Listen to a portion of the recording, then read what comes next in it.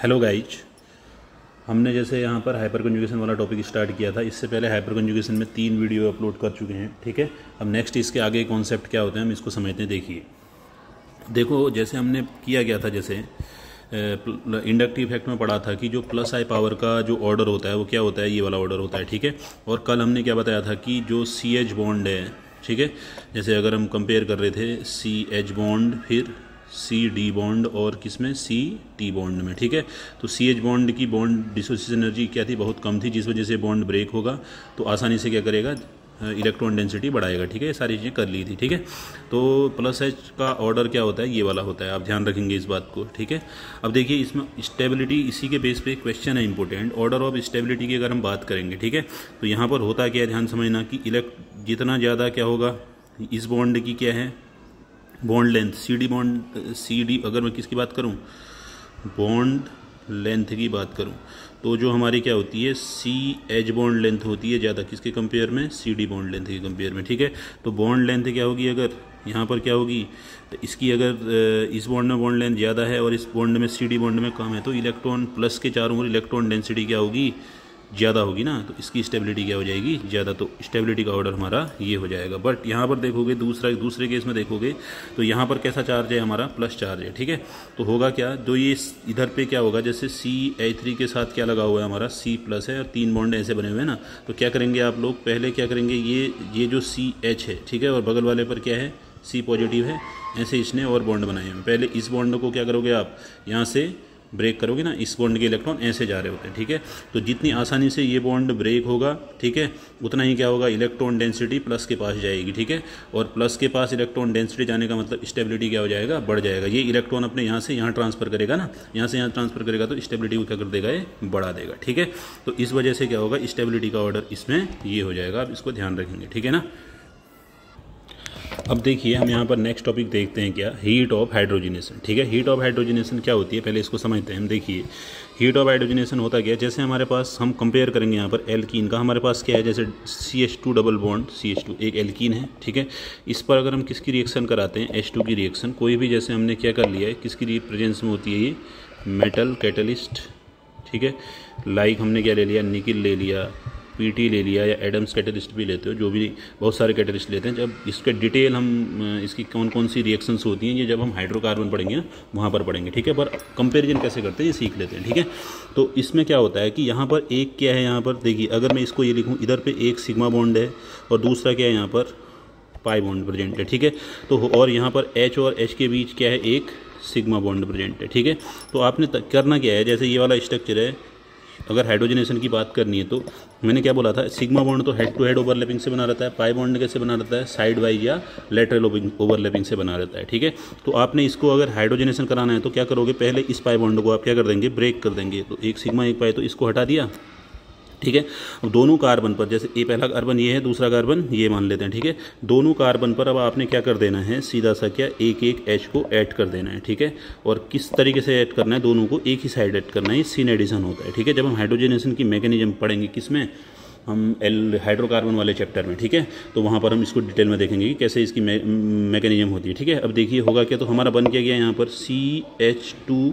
CH2 साथ में क्या हो गया, H और H। ठीक है, तो एक्चुअल में हो क्या रहा है, पहले हमारे पास यहाँ पर एक पाई बॉन्ड था ये, ठीक है, और एक सिग्मा बॉन्ड था। अब नए बॉन्ड कितने बन रहे हैं, एक ये सिग्मा बॉन्ड बन रहा है, एक सिग्मा बॉन्ड ये बन रहा है। ठीक है, तो ओवरऑल इस प्रोसेस में क्या हुआ, एक पाई बॉन्ड यहाँ से ब्रेक हुआ, ठीक है, और एक सिग्मा बॉन्ड यहाँ से ब्रेक हुआ। ठीक है, बट बना क्या हमारे पास, यहाँ पर देखो एक सिग्मा बॉन्ड ये बन रहा है, दूसरा सिग्मा बॉन्ड ये बन रहा है, तो 2 नए सिग्मा बॉन्ड बन रहे हैं। ठीक है, अब हमें पता क्या है कि जैसे जो सिग्मा बॉन्ड होते हैं उनमें एक्सटेंट ऑफ ओवरलैपिंग क्या होता है, ज़्यादा।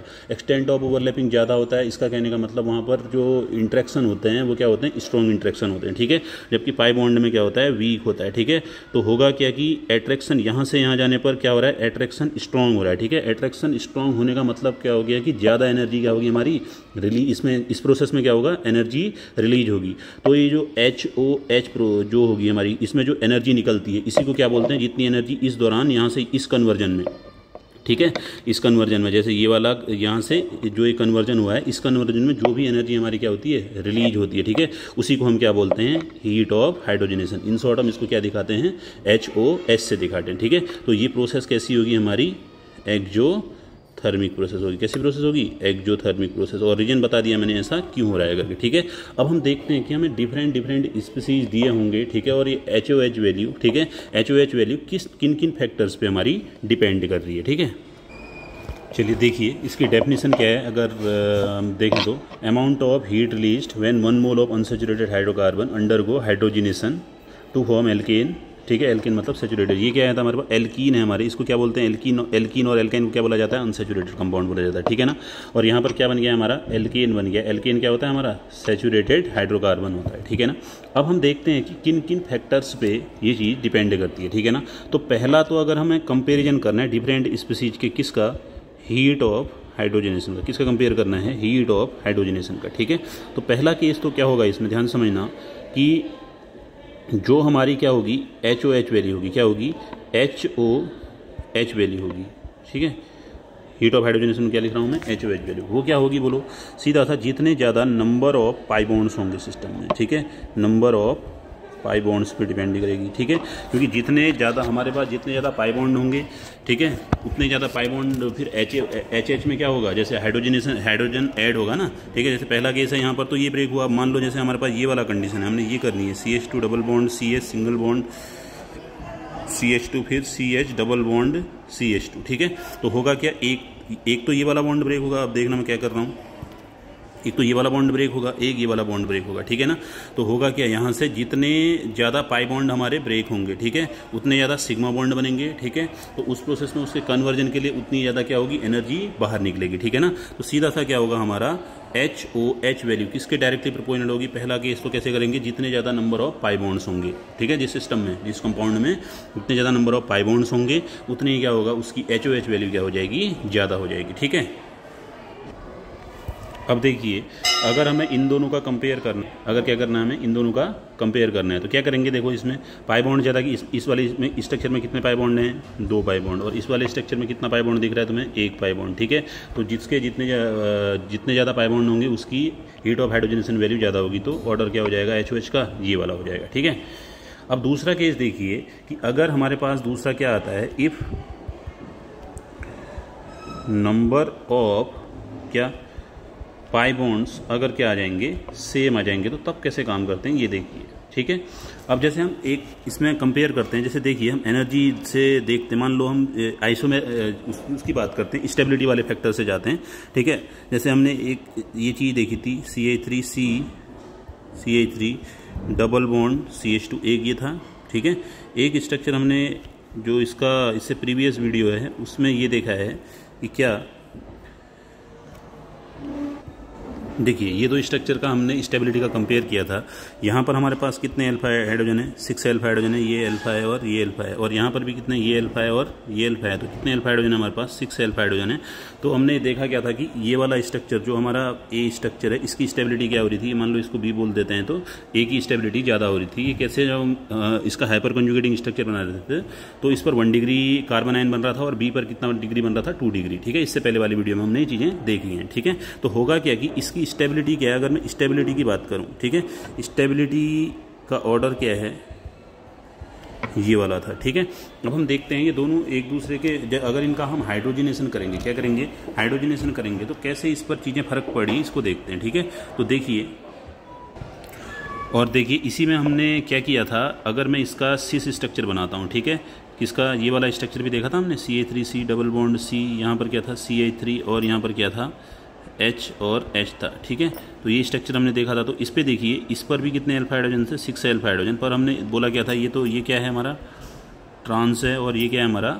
सिस है, ठीक है ना। तो अगर हम इन दोनों की बात करेंगे तो स्टेबिलिटी का जो ऑर्डर था किसमें? ट्रांस में और सिस में। तो हमारा स्टेबल कौन सा बन रहा था? ट्रांस ज़्यादा स्टेबल था कंपेयर टू क्या? सिस के, ठीक है। तो ये इसका रीजन क्या था कि यहाँ पर जो ये बल्कियर ग्रुप हैं एक जैसी जगह एक साइड है, तो इन पर रिपल्सन काम करेगा, ठीक है। तो अब देखिए हम इसको एनर्जी लेवल डायग्राम से देखते हैं कि एक्चुअल में इससे हाइड्रोजनेशन की वैल्यू किस में ज़्यादा आएगी, स्टेबिलिटी वाले फैक्टर पर कैसे डिपेंड कर। अब देखिए जैसे अगर ट्रांस क्या है? मोर स्टेबल है किसके कंपेयर में? सिस के कंपेयर में। तो इसका मतलब क्या हुआ कि जो ट्रांस की जो एनर्जी होगी, ठीक है, वो क्या होगी? कम होगी। मान लो इस लेवल पे लाई कर रही है, ठीक है, जैसे हमने ये दिखा रखा है, ट्रांस की एनर्जी कम होगी और सिस की एनर्जी क्या है यहाँ पर? ज़्यादा है, ठीक है। क्योंकि जो हायर एनर्जी का मतलब क्या होता है, लेस स्टेबल, और लेस एनर्जी का मतलब क्या होता है, हायर स्टेबल। ठीक है, तो हमने एनर्जी जैसे ट्रांस मोर स्टेबल बताया हुआ है। ठीक है, तो इसका मतलब क्या है कि इसकी एनर्जी इसके कंपेयर में क्या होगी, ज़्यादा होगी। ठीक है, पर अगर हम हाइड्रोजनेशन कर रहे हैं तो बन क्या रहा है, ध्यान समझिएगा। यहाँ से अगर मैं हाइड्रोजनेशन कर रहा हूँ तो हाइड्रोजनेशन पर क्या होगा, इसका भी जैसे ये वाला पाई बॉन्ड ब्रेक होगा, ये वाला पाई बॉन्ड, दोनों में क्या होगा, ये ब्रेक होगा। तो होगा क्या, ध्यान समझिए, तो बनेगा क्या, ध्यान से, इसके हाइड्रोजनेशन से भी क्या बनेगा, देखो CH और दोनों ये पाई बॉन्ड ब्रेक किया, यहाँ पर भी क्या गया, HC और CH और ये चीज़ ऐसे रही। और इसका हाइड्रोजनेशन करेंगे तो देखिए इसमें भी क्या बनेगा, CH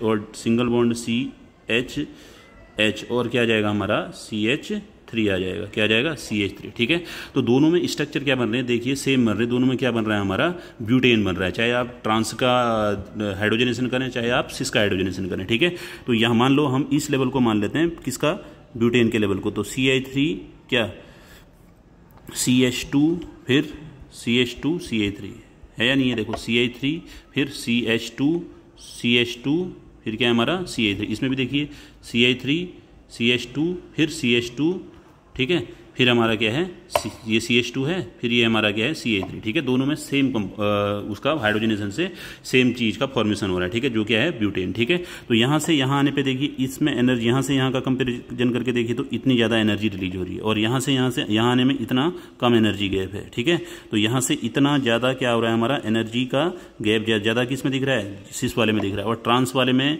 ब्यूटेन और ट्रांस के बीच की एनर्जी गैप क्या है, कम है। ठीक है, तो जितना एनर्जी गैप है यही क्या होती है, हमारी HOH वैल्यू होती है। क्या होती है, HOH वैल्यू। इतनी एनर्जी को क्या करेगा, वो रिलीज करेगा, तभी तो यहाँ कन्वर्ट होगा, ये इसकी HOH वैल्यू है। ठीक है, तो सीधा सा बात क्या था, सिस क्या था हमारा, लेस स्टेबल था। ठीक है, और जो ट्रांस था हमारा वो क्या था, मोर स्टेबल था। ठीक है, तो मोर स्टेबल वाले की जो HOH वैल्यू है वो क्या आ रही है, कम, इधर से इधर तक की है। ठीक है, और जो हमारा अगला देखिए, जो हमारा क्या आ रहा है, लेस स्टेबल है, उसकी HOH वैल्यू क्या आ रही है, ज़्यादा।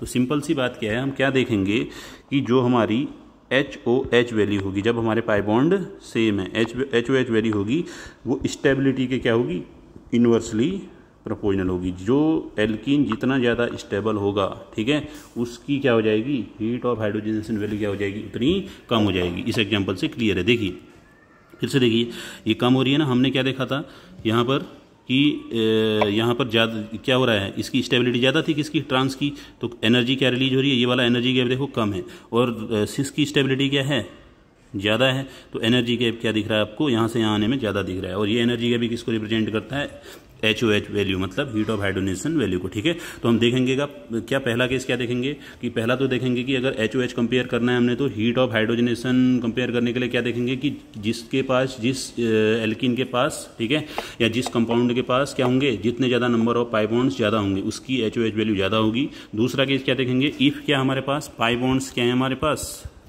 पाई बॉन्ड्स का नंबर क्या आ जा रहा है, स्ट्रक्चर्स में सेम आ जा रहा है। ठीक है, तो जिसकी स्टेबिलिटी ज़्यादा होगी उसकी HOH वैल्यू क्या हो जाएगी, कम हो जाएगी। इतनी सारी चीज़ें हमने कॉन्सेप्ट समझ लिया। ठीक है, अब हम इससे आगे को क्वेश्चंस करते हैं, कंपैरिजन करते हैं। ठीक, देखिए अब हमें करना क्या है, HOH वैल्यू को कंपेयर करना है। ठीक है, पहला केस क्या देखेंगे, नंबर ऑफ पाई बॉन्ड्स। ठीक है, नंबर ऑफ पाई बॉन्ड्स ज़्यादा तो HOH ज़्यादा। ठीक है, और अगर number of pi bond same है तो जो एल्कीन जितनी स्टेबल होगी उसकी HOH वैल्यू उतनी कम होगी। ठीक है, अब ये देखिए फिर यहाँ पर क्या हो रहा है, देखो यहाँ पर कितने अल्फा हाइड्रोजन कितने हैं, यहाँ पर 12 हैं, और यहाँ पर अल्फा हाइड्रोजन कितने हैं, ये अल्फा और ये अल्फा कितने अल्फा H हमारे पास कितने हो रहे हैं, यहाँ पर 4 हैं। ठीक है, तो स्टेबल कौन है, ये वाला है, तो इसकी क्या हो जाएगी, HOH वैल्यू क्या हो जाएगी, कम, तो ऑर्डर क्या हो जाएगा ये। ठीक है, अब देखिए यहाँ पर देखो नंबर ऑफ पाई बॉन्ड्स कितने दिख रहे हैं आपको इस स्ट्रक्चर में, 2। ठीक है, और नंबर ऑफ पाई बॉन्ड्स यहाँ पर कितना दिख रहा है, 1। ठीक है, तो पहला फैक्टर क्या देखते हैं हम, पाई बॉन्ड को देखते हैं, तो ये वाला हो गया। ठीक है, अब इसमें देखिए ध्यान समझना कि ये हमारे पास क्या है, नंबर ऑफ पाई बॉन्ड्स तो दोनों में क्या आ रहे हैं, सेम आ रहे हैं। ठीक है,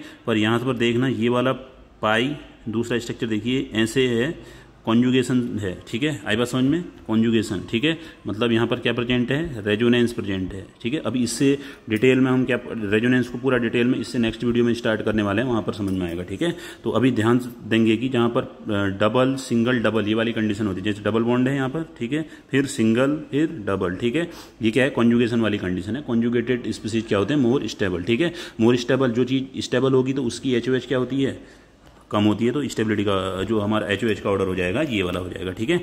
अब इस पे अगले वाले क्वेश्चन पे देखिए, यहाँ पर देखिए number of pi bond same है, ठीक है। तो यहाँ पर अल्फा एच कितने हो गए, 2 यहाँ पर हैं, एक अल्फा ये है, एक अल्फा ये है और 3 ये हैं कार्बन, अल्फा कार्बन की बात कर रहा हूँ। तो अल्फा एच कितने हैं यहाँ पर, 2 2 और 3 कितने हैं हमारे पास, 7 अल्फा एच, ठीक है। और यहाँ पर अल्फा एच कितने हैं हमारे पास, इस स्ट्रक्चर में देखोगे तो ये अल्फा है और ये अल्फा है, ठीक है। 2 2 हाइड्रोजन प्रेजेंट है, तो अल्फा एच यहाँ पर कितने हैं, 4, ठीक है। तो ये मोर स्टेबल हो गया पहला वाला, तो इसकी HOH क्या हो जाएगी, कम, तो ये ऑर्डर आ जाएगा, ठीक है।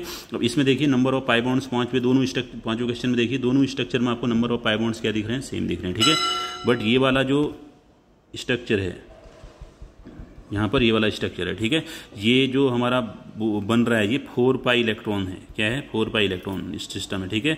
ये हमारा होता है एंटी एरोमेटिक, क्या होता है, एंटी एरोमेटिक, ठीक है। एंटी एरोमेटिक की स्टेबिलिटी क्या होती है, कम होती है, ये क्या होते हैं, लेस स्टेबल, ठीक है। और ये हमारा बन रहा है क्या, ये हमारा बन रहा है हमारा नॉन एरोमेटिक, कैसा बन रहा है, नॉन एरोमेटिक। नॉन एरोमेटिक होते हैं ज़्यादा स्टेबल, किसके कंपेयर में, एंटी एरोमेटिक के कंपेयर में, ठीक। तो स्टेबिलिटी का ऑर्डर क्या हो जाएगा हमारा ये, अभी एरोमेटिसिटी, एंटी एरोमेटिसिटी, ठीक है, और हमारा नॉन एरोमेटिसिटी हम जस्ट आगे की वीडियोज में रेजोनेंस के एप्लीकेशन में इसको पूरा कंप्लीट पढ़ेंगे, ठीक है। और यहाँ पर देखिए, यहाँ पर लोन पेयर है, ठीक है, और यहाँ पर 1 पे लोन पेयर, 2, ये दूसरा बॉन्ड, तीसरा बॉन्ड, ये क्या है, रेजोनेंस है, यहाँ पर क्या है, रेजोनेंस है। रेजोनेंस वाली चीज़ें क्या होती हैं, स्टेबल होती हैं, ठीक है। ये क्वेश्चन मैं इसलिए करा रहा हूँ ताकि अभी मैंने रेजोनेंस वाले क्वेश्चन उठाए इसलिए कि ताकि इसकी इंपॉर्टेंस आपको पता चले कि रेजोनेंस कितना इंपॉर्टेंट टॉपिक है करके, ठीक है। इससे नेक्स्ट वीडियोज में हमें सीखना जरूरी है ताकि हम सारे क्वेश्चन को इजीली कर पाएँ, ठीक है। और यहाँ पर रेजोनेंस अवेलेबल नहीं है, ये ऑक्सीजन एटम है, ऐसा है, ठीक। तो ये वाला क्या है, इसकी स्टेबिलिटी क्या है, दूसरे वाले की स्टेबिलिटी कम है, जबकि यहाँ पर ये वाला स्ट्रक्चर, पहला वाला स्ट्रक्चर देख रहे हैं तो आप, इसमें क्या होगा, रेजोनेंस के थ्रू स्टेबल है, तो इसकी जो HOH वैल्यू क्या हो जाएगी, कम हो जाएगी, तो स्टेबिलिटी जो HOH का ऑर्डर आ जाएगा ये आ जाएगा, ठीक है। अब देखिए नेक्स्ट क्वेश्चन है हमारे पास कि कैसे हम HOH कंपेयर करते हैं। देखो यहाँ पर जो हमारा सिस्टम बन रहा है, ठीक है, यहाँ पर कंप्लीट हमारा क्या आ रहा है, देखो ये बेंजीन रिंग है, बेंजीन रिंग में डबल सिंगल डबल बॉन्ड हुए, रिंग के साथ यहाँ पर कोई डबल बॉन्ड होगा तो इसके साथ ये पूरा का पूरा क्या बन रहा है, एक कॉन्जुगेटेड सिस्टम बन रहा है, ठीक है। कॉन्जुगेटेड सिस्टम है तो ये क्या है, स्टेबल है, ठीक है। जबकि यहाँ पर ये तो कंजुगेशन में तो है ही, पर यहाँ पर इस पाई बॉन्ड का रिंग के साथ कोई भी कंजुगेशन प्रेजेंट नहीं है, ठीक है। अब इस तो हीट ऑफ हाइड, ये क्या है, लेस स्टेबल है, कैसा है, लेस स्टेबल, लेस स्टेबल है तो उसकी HOH वैल्यू क्या हो जाएगी, ज़्यादा, ठीक है। अब इन दोनों स्ट्रक्चर्स में देखिए कैसे कंपेयर करते हैं। देखो यहाँ पर तो पूरा डबल सिंगल डबल कंजुगेशन दिख रहा है आपको, डबल फिर सिंगल फिर डबल, यहाँ पर भी क्या है, डबल फिर सिंगल फिर डबल। अब देखेंगे क्या, यहाँ पर अल्फा है, ये अल्फा, ये अल्फा, ठीक है। और यहाँ पर देखिए कितने अल्फा हैं हमारे पास, देखो अल्फा और ये अल्फा, ठीक है। तो टोटल अल्फा कितने हो जा रहे हैं हमारे पास, 2 यहाँ पर प्रेजेंट हैं, 2 अल्फा यहाँ पर प्रेजेंट हैं, 3 अल्फा यहाँ पर प्रेजेंट है, तो 7 अल्फा एच प्रेजेंट है यहाँ पर, ठीक है, कॉन्जुगेशन के साथ साथ। और यहाँ पर कितने प्रेजेंट हैं, एक हाइड्रोजन यहाँ पर प्रेजेंट है, ठीक है, और 2 यहाँ पर प्रेजेंट है। तो यहाँ पर कितने हमारे पास अल्फा हाइड्रोजन प्रेजेंट है हमारे पास टोटल, अगर हम बातें करते हैं तो कितने हमारे पास प्रेजेंट हैं, कितना, 2 और 1, 3 अल्फा हाइड्रोजन प्रेजेंट हैं, ठीक है ना। 3 अल्फा हाइड्रोजन प्रेजेंट है तो क्या हो जाएगा, स्टेबिलिटी का ऑर्डर क्या हो जाएगा, देखिए, ठीक है। स्टेबिलिटी का ऑर्डर क्या हो जाएगा, जो ये पहला वाला स्ट्रक्चर है मोर स्टेबल होगा, मोर स्टेबल है तो इसकी HOH वैल्यू क्या हो जाएगी, कम, तो HOH का ऑर्डर क्या हो जाएगा, ये हो जाएगा, ठीक है। अब इसमें देखिए अगर हम इसकी बातें करते हैं, किसकी बातें करते हैं, यहाँ पर कितना है, देखो कितने अल्फा हाइड्रोजन अगर प्रेजेंट है देखूंगा तो हमारे पास टोटल अल्फा हाइड्रोजन कितने आ रहे हैं, देखिए यहाँ पर आ रहे हैं हमारे पास 3 इधर पे, 3 इधर पे, 2 यहाँ पर, 2 यहाँ पर, यहाँ पर कितने अल्फा हाइड्रोजन है, 10 अल्फा। और यहाँ पर क्या है, ये अल्फा है, ये और सामने ये अल्फा है, ठीक है। तो अल्फा हाइड्रोजन की बात करें तो एक अल्फा हाइड्रोजन यहाँ पर प्रेजेंट होगा, 2 यहाँ पर प्रेजेंट होंगे, तो कितने अल्फा हाइड्रोजन प्रेजेंट हैं हमारे पास, 3 अल्फा हाइड्रोजन प्रेजेंट है। और नेक्स्ट देखिए यहाँ पर कितने अल्फा प्रेजेंट हैं, अल्फा और ये अल्फा और ये अल्फा, ठीक है। तो यहाँ पर 1 H है, यहाँ पर 3 H हैं और यहाँ पर 2 H हैं, ठीक है। तो कितने अल्फा हाइड्रोजन प्रेजेंट है हमारे पास, 6 अल्फा एच प्रेजेंट है, कितने अल्फा एच प्रेजेंट हैं, 6 अल्फा एच, ठीक है। तो होगा क्या, इसको अगर मैं A बोलूँ, इसको B बोलूँ, इसको C, स्टेबिलिटी किसकी सबसे ज़्यादा है हमारा, जो जिसके पास जो स्टेबल कौन है सबसे ज़्यादा, A, फिर सबसे ज़्यादा कौन, फिर कौन है, C, और B क्या है, सबसे लेस स्टेबल है, ठीक है। तो HOH वैल्यू क्या हो जाएगी, सबसे ज़्यादा किसकी हो जाएगी, B की, फिर हमारा किसकी हो जाएगी, C की, देन हमारा A, ठीक है। तो ये सारी चीज़ें हमने देख ली, ठीक है।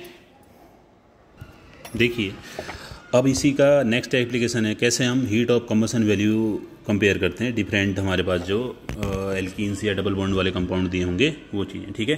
तो पहले तो डेफिनेशन क्या होती है ये देखते हैं, ठीक है। It is the amount of heat released by combustion of 1 mole of hydrocarbon on excess O2, ठीक है। जब एक्सेस O2 की प्रेजेंस में क्या होता है, कंबसन होता है, किसका, हाइड्रोकार्बन का, ठीक है।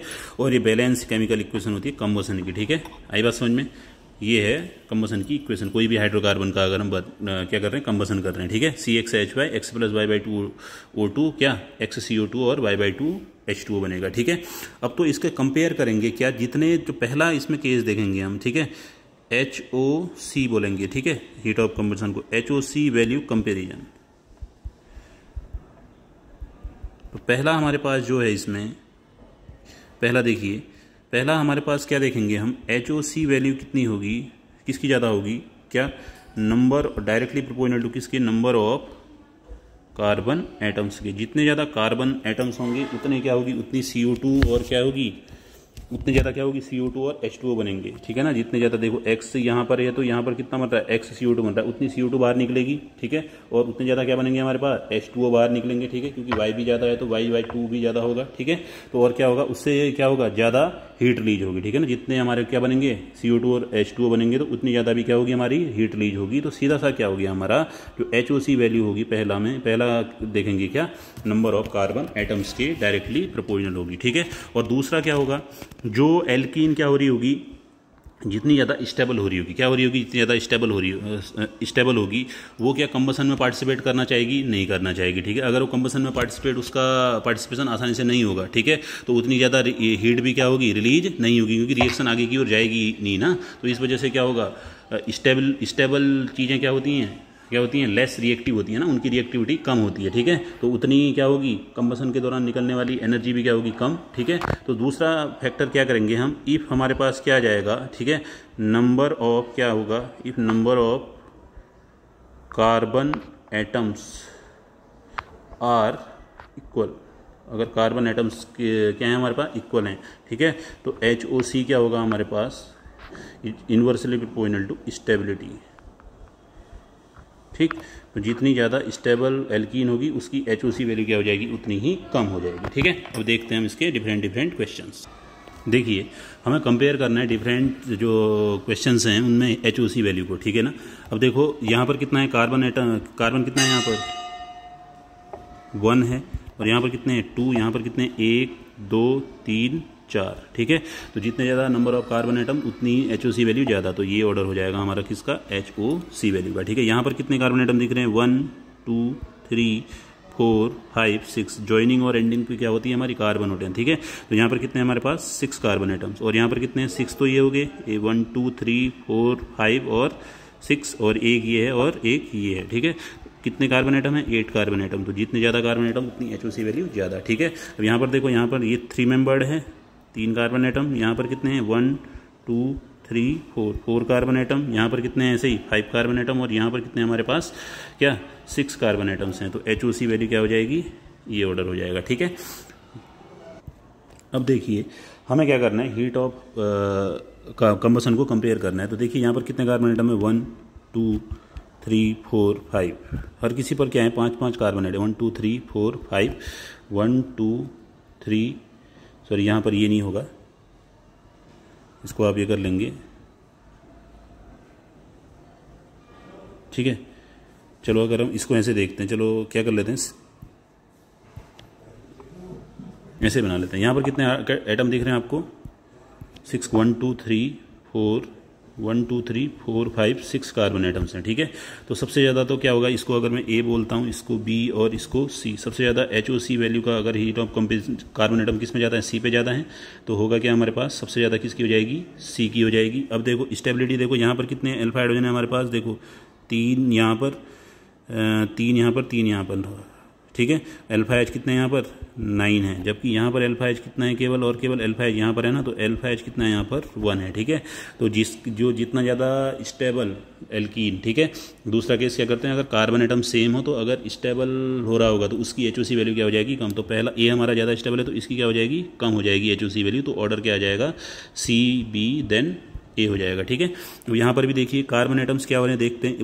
6 कार्बन तो रिंग में है और एक ये वाला कार्बन एटम है ऊपर, एक ये वाला। ठीक है, तो यहाँ पर कितने कार्बन एटम्स आ रहे हैं हमारे पास, 8 कार्बन एटम्स हैं। यहाँ पर कितने, 6 ये रिंग में है, ये और ये। ठीक है, तो यहाँ पर भी कितने आ रहे हैं, 8 कार्बन एटम्स। अब स्टेबिलिटी देखेंगे तो ये अल्फा है, ये अल्फा है। ठीक है, तो इस पर कितने 6 अल्फा हाइड्रोजन प्रेजेंट हैं और यहाँ पर कितने हैं हमारे पास, केवल और केवल 2 अल्फा हाइड्रोजन प्रेजेंट हैं। ठीक है, तो ये लेस स्टेबल है तो इसकी HOC वैल्यू क्या हो जाएगी, ज़्यादा। ठीक है, अब यहाँ पर देखिए अगर मैं बात करूँ तो क्या होगा हमारे पास, कार्बन एटम सेम दिख रहे हैं आपको, 6 और 1 2 8 यहाँ पर हैं। इसमें भी अगले वाले स्ट्रक्चर में भी 6 ही हैं, एक ही है और एक ही है। ठीक है, तो होगा क्या हमारे पास, 8 कार्बन एटम। स्टेबिलिटी देखेंगे तो अल्फा है, देखो ये अल्फा और ये अल्फा। अल्फा है यहाँ पर कितने हमारे पास, 4, और यहाँ पर कितने अल्फा है, देखिए एक यहाँ पर है, ये अल्फा कार्बन है और ये भी अल्फा कार्बन है, तो एक H, तो अल्फा H यहाँ पर कितने हमारा 2 हैं। ठीक है, तो स्टेबिलिटी स्टेबल ये वाला ज़्यादा है तो इसकी HOC वैल्यू क्या हो जाएगी, कम, तो HOC का ऑर्डर क्या हो जाएगा, ये हो जाएगा। ठीक है, अब देखिए क्वेश्चन दिया गया है, ये वाला क्वेश्चन है। ठीक है, हमें इसमें क्या करना है, हीट ऑफ कंबशन वैल्यू को क्या करना है, कंपैरिजन करना है। अगर हम देखते हैं यहाँ पर टोटल देखो, यहाँ पर कार्बन एटम्स कितने हैं, यहाँ पर 3 1 4 5 6। ठीक है, इस पर भी 6 कार्बन एटम्स हैं। ये 4 मेंबर्ड तो रिंग है। ठीक है, और एक कार्बन ये है, एक कार्बन एटम ये है, तो 6 कार्बन एटम यहाँ पर भी है। 5 मेंबर्ड रिंग है। ठीक है, एक कार्बन एटम क्या है, बाहर है, तो कितने कार्बन एटम यहाँ पर भी, 6 कार्बन एटम, और ये तो 6 मेंबर्ड रिंग दिख रही है, 6 कार्बन एटम यहाँ पर भी। ठीक है, अब कार्बन एटम्स क्या होगी, सेम। ठीक है, पर रिंग की हमें एक ये थ्योरी होती है हमारे पास, रिंग की स्टेबिलिटी को बताने के लिए, वो क्या होती है हमारे पास, बेयर स्ट्रेन थ्योरी। क्या होती है, बेयर स्ट्रेन थ्योरी। ठीक है, अब यहाँ पर देखिए, जैसे अगर मैं बेयर स्ट्रेन थ्योरी की बात करता हूँ तो होगा क्या हमारे पास, जैसे साइक्लोप्रोपेन की बात करते हैं। ठीक है, साइक्लोप्रोपेन है तो यहाँ पर ये H है और ये H है, इस पर हाइब्रिड कितने सिग्मा बॉन्ड दिख रहे हैं आपको, कितने सिग्मा बॉन्ड दिख रहे हैं हमारे पास, 4। ठीक है, तो इधर इस कार्बन एटम्स पर कितना है, sp3 हाइब्रिडाइजेशन है। ठीक है, कितना है, sp3 हाइब्रिडाइजेशन है, और sp3 हाइब्रिडाइजेशन के अकॉर्डिंग बॉन्ड एंगल कितना होना चाहिए, 109.5 डिग्री होना चाहिए। बट यहाँ पर जो बॉन्ड एंगल हमें दिखता है ये होता है, इसमें 60 डिग्री एंगल होता है। ठीक है, तो इसका मतलब क्या होगा कि इसको एक्चुअल में रहना कितना चाहिए था, 109.5 में, पर ये इसको बेंड करके कहाँ तक लाया गया है, 60 डिग्री तक लाया गया है। ठीक है, जिसकी वजह से क्या होगा, हमारा यहाँ पर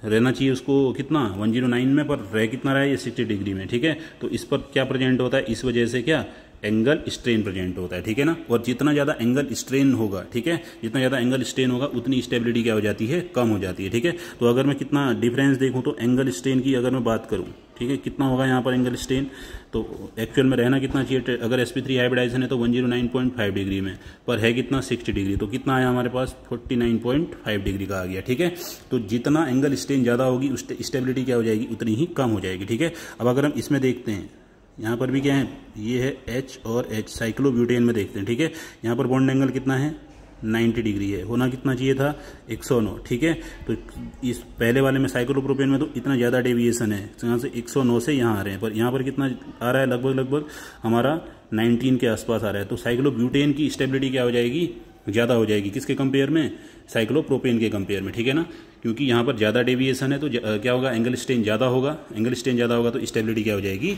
कम हो जाएगी। ठीक है, तो ऐसे ही जो ओवरऑल बेयर स्ट्रेन थ्योरी के अकॉर्डिंग जो स्टेबिलिटी का ऑर्डर आता है, ठीक है ना, वो क्या आता है, order of stability. Order of stability जो होता है हमारा, वो क्या होता है हमारे पास, सबसे कम होती है हमारे पास साइक्लोप्रोपेन, फिर इसकी बढ़ती है साइक्लोब्यूटेन की, देन साइक्लोपेंटेन, फिर होता है हमारे पास क्या, साइक्लोहेक्सेन क्या होता है हमारा, सबसे ज़्यादा स्टेबल होता है। जो सबसे ज़्यादा, अब इसमें अगर कंपेयर करेंगे कार्बन एटम्स तो सब में सेम थे ऊपर वाले क्वेश्चन में, तो स्टेबल कौन था, सबसे स्टेबल सबसे ज़्यादा कौन है, साइक्लोहेक्सेन है ना। ठीक है, तो HOC वैल्यू किसकी ज़्यादा हो जाएगी, अगर मैं कंपेयर करूँ किसका, HOC वैल्यू का कंपेयर करूँ। ठीक है, HOC इस 3 मेंबर्ड रिंग क्या है, सबसे अनस्टेबल है। ठीक है, तो HOC वैल्यू क्या हो जाएगी सबसे ज़्यादा, और यहाँ पर A में देखो 3 मेंबर्ड है, ये 4 मेंबर्ड है, ये 5 मेंबर्ड है, और ये 6 मेंबर्ड है। 6 मेंबर्ड सबसे ज़्यादा स्टेबल है। ठीक है, स्टेबल है तो इसकी क्या हो जाएगी, HOC वैल्यू सबसे कम हो जाएगी। ठीक है, तो सबसे ज़्यादा HOC वैल्यू किसकी आएगी, A, फिर हमारा क्या हो जाएगा, फिर क्या हो जाएगा हमारा बी फिर सी, देन वो क्या हो जाएगा हमारे पास डी। ये हमने ऐसे कंपेयर कर लिया, ठीक है। ये चीज़ें ऐसे देखते हैं, ठीक है। और इससे पहले अगर कार्बन एटम्स की, अगर सेम कार्बन एटम्स होंगे तो वो वाला क्वेश्चन भी इससे पहले हमने कर लिया है, ठीक है। तो हमने सारी चीज़ें जो हाइपर कंजुगेशन के क्या क्या एप्लीकेशन होते हैं सारी चीज़ें कवर कर ली हैं, ठीक है। अब इससे नेक्स्ट वीडियो में हम क्या स्टार्ट करेंगे, रेजोनेंस, ठीक है। और डिफरेंट क्वेश्चंस जैसे रेजोनेंस और हाइपर कंजुगेशन के जो मिक्स क्वेश्चन होंगे, स्टेबिलिटी कंपेयर करने वाले या क्या HOC कंपेयर करने वाले या HOH कंपेयर करने वाले या डिफरेंट जो मिक्स कॉन्सेप्ट होंगे, उसको हम जब रेजोनेंस पढ़ लेंगे उसके बाद कंप्लीट करेंगे, ठीक है।